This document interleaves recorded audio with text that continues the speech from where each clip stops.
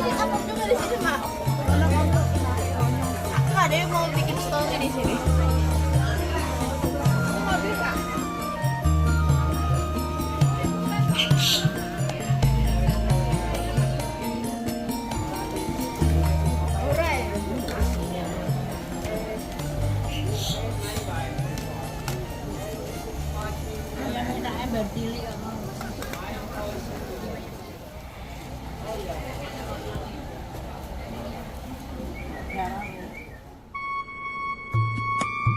Assalamualaikum warahmatullahi wabarakatuh. Salam rahayu teman-teman. Ketemu lagi dengan kami di Jalan Amrita. Pagi ini hari Rabu 18 Februari 2026 kita jalan-jalan lagi teman-teman. Kali ini kita akan keliling kota Yogyakarta di hari pertama bulan Ramadan 1447 Hijriah atau di tahun 2026. Nah, kita ingin melihat suasana kota Jogja saat hari pertama di bulan puasa 2026. Dan nanti di akhir video kita juga akan melihat suasana terkini Pasar Ngasem, pusat kuliner pagi paling favorit di kota Yogyakarta.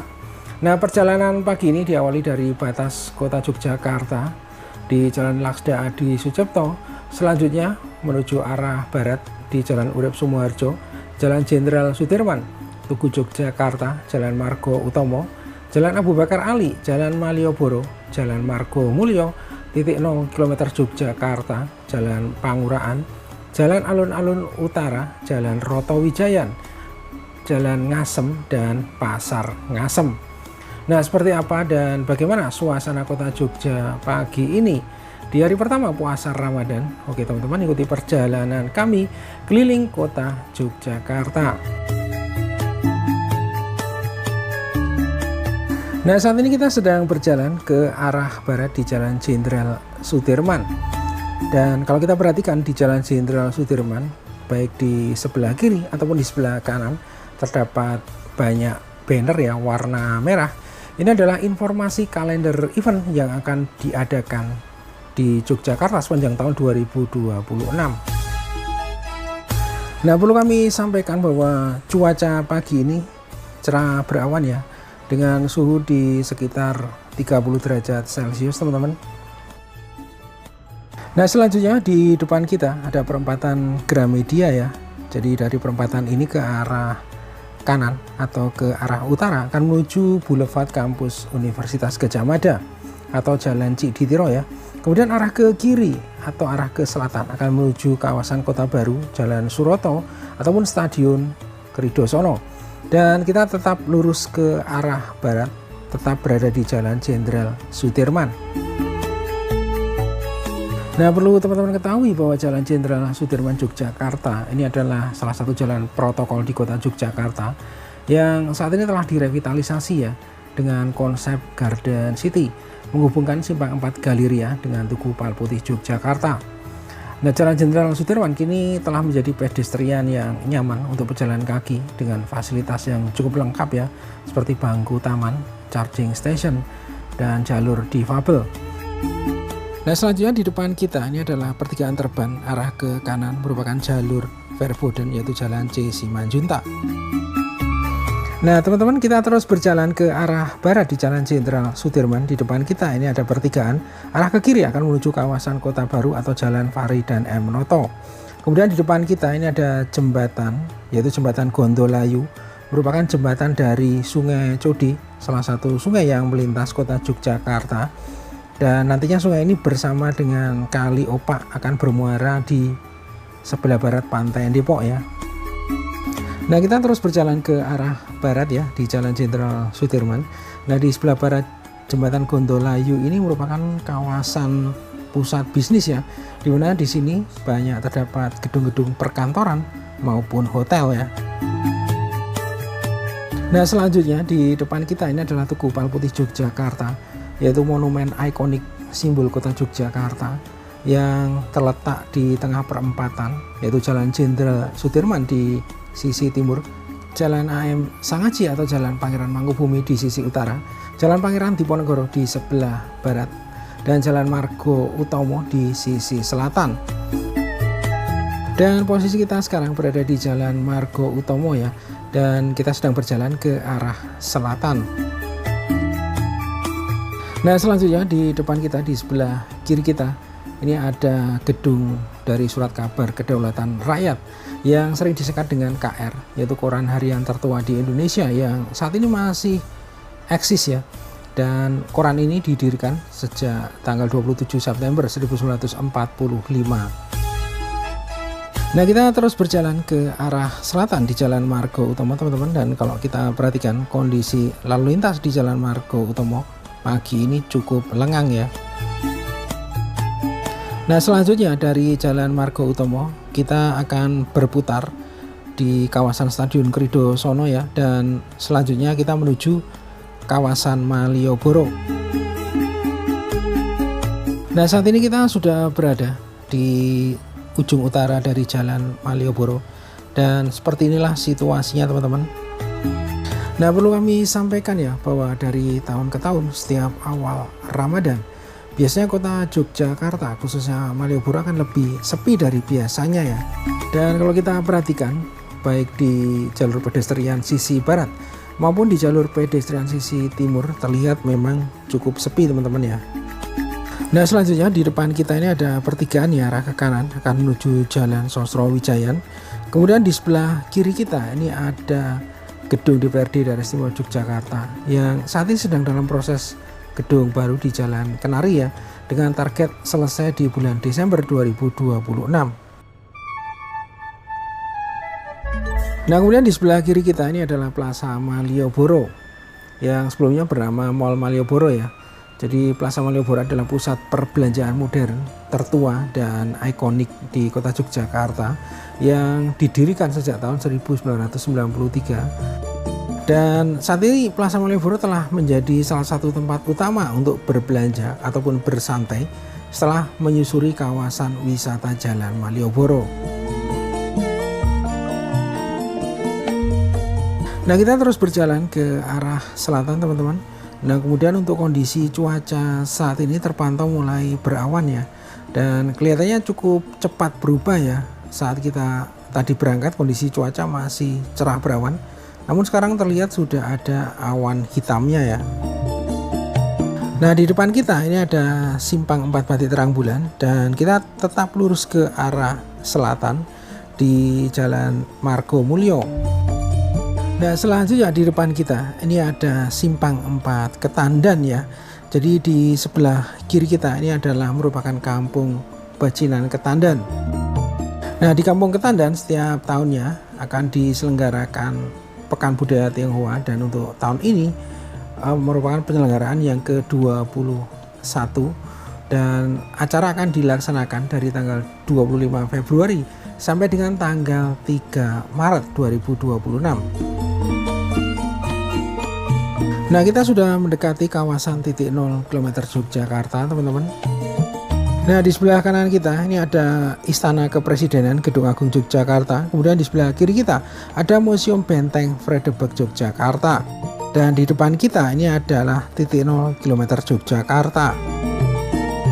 Nah, titik 0 km Yogyakarta merupakan titik tengah atau sentral kota Yogyakarta ya. Nah, titik ini juga berfungsi untuk mengukur jarak dari kota Yogyakarta menuju daerah ataupun wilayah di sekitarnya. Nah, dari kawasan titik 0 km Yogyakarta saat ini kita memasuki Jalan Pangurahan ya. Nah, perlu diketahui bahwa Jalan Pangurahan ini cukup pendek ya, kurang dari 200 meter. Dan jalan ini menghubungkan kawasan titik 0 km Yogyakarta dengan alun-alun utara Yogyakarta. Nah, di depan kita ini ada pertigaan, teman-teman ya. Nah, dari pertigaan ini kita berbelok ke arah kanan ya, menuju jalan alun-alun utara. Nah, selanjutnya kalau kita perhatikan di sebelah kanan kita ini ada Museum Sono Budoyo, yaitu museum sejarah dan budaya Jawa terlengkap kedua di Indonesia setelah Museum Nasional. Kemudian di sebelah kiri kita ini ada hamparan pasir pantai yang dipagar. Ini adalah alun-alun utara Yogyakarta. Nah, selanjutnya di depan kita, di sebelah kanan kita merupakan halaman Masjid Gede Kauman, dan di lokasi ini juga merupakan tempat pelaksanaan upacara Grebek Keraton Yogyakarta yang dilaksanakan 3 kali dalam setahun.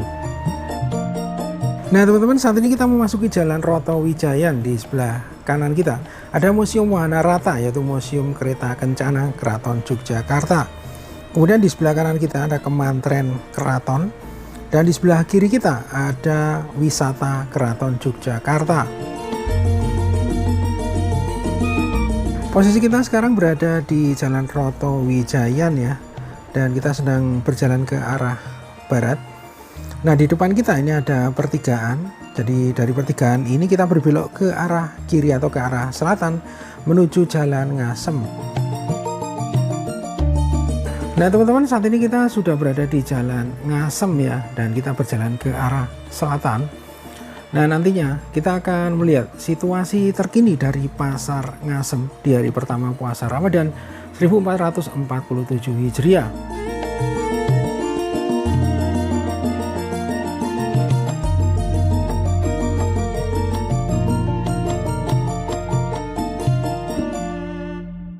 Nah teman-teman, saat ini kita sudah berada di depan Pasar Ngasem.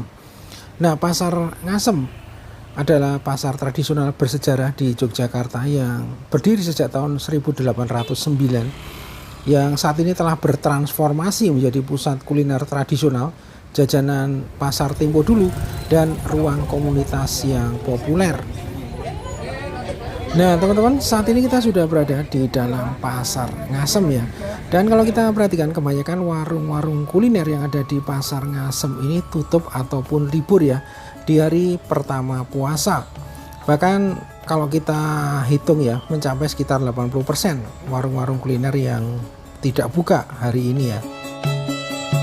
Nah, beberapa warung yang cukup ramai saat hari biasa namun hari ini tidak buka, antara lain ada warung Yungademi teman-teman yang terlihat tutup ya. Kemudian di sebelah barat dari warung Yungademi ini ada salah satu spot kuliner yang di hari biasa cukup ramai ya, namun hari ini juga tutup, yaitu warung jenang Yu Jumilah. Nah di sini ada informasi ataupun pengumuman ya, di mana warung Yu Jumilah ini tutup mulai tanggal 17 sampai dengan tanggal 21 Februari.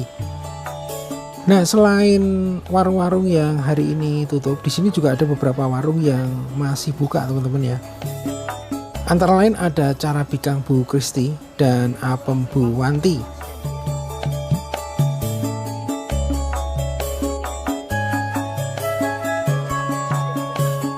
Nah, kemudian kalau kita perhatikan, selain wisatawan domestik, nampak di sini ada wisatawan mancanegara yang turut antri untuk membeli salah satu kuliner jajanan di Pasar Ngasem.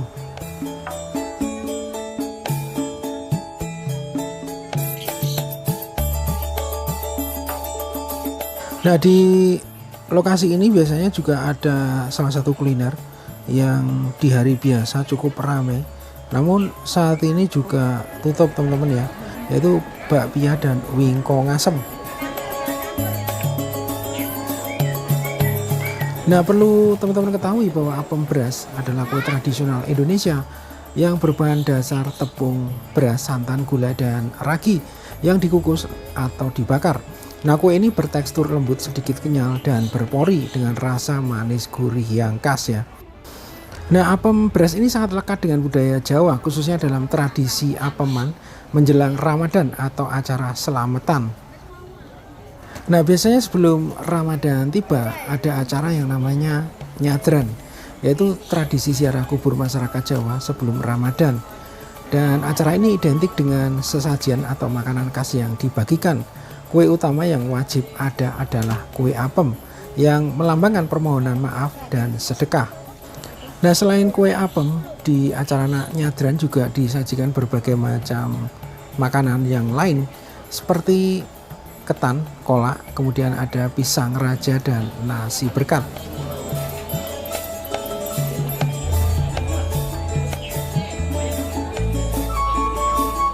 Nah, teman-teman, kita bergeser di sebelah timur. Di sini ada apem beras Bu Siti atau Bu Harya, dan saat ini juga tutup teman-teman ya. Kemudian di Pasar Ngasem ini ada salah satu warung yang paling ramai dan paling banyak pengunjungnya, yaitu warung makan Bu Sirep ya, dan saat ini juga tutup teman-teman ya.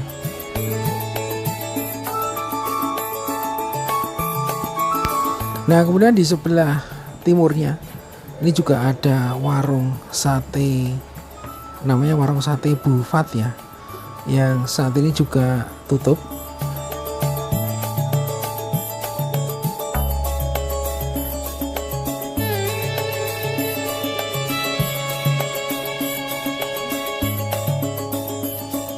Kemudian ini juga ada warung soto Mbak Risna yang saat ini juga libur teman-teman ya. Nah, ini adalah warung minuman favorit yaitu Wedang Sendang Ayu Mbak Marswe yang saat ini juga tidak buka teman-teman ya. Nah, selanjutnya ini adalah warung makan yang hari ini buka ya. Namun kalau kita perhatikan antrian di sini cukup panjang teman-teman. Nah, warung makan ini bernama Warung Makan Yu Ira.